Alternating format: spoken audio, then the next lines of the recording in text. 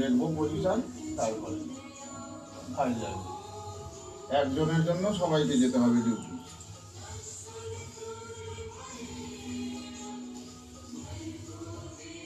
ঘরে সরস্বতী ঠাকুরের ফটো দিয়ে পুজো করবো, বাড়িতে কেউ নেই, ওই জন্য নিজেই আমি মা সরস্বতীর পুজো করবো। চলুন, আমি স্নান করে সমস্ত কাজ সেরে চলে এলাম ঠাকুর ঘরে। এবার আমি পুজো রেডি করি। ও একটা কথা, আজ আমাদের আবির দেয়। এক আবির চড়ে হচ্ছে সূর্য উপাসের দিন, আর এক আবির চড়বে আজকে সরস্বতী পুজোর দিন। আজ কিন্তু আবার শীতল ষষ্ঠীও আছে। আর এক আবির চড়ে শিবরাত্রির দিন, আর ফাইনাল আবির দোল। আপনাদের আবির চড়ে? দেখুন আমি আবির দিয়ে পুজো করেছি, সব ঠাকুরকে আবির দিয়েছি। আমাদের আবার আবির চড়াতে হয় আজকের দিনে।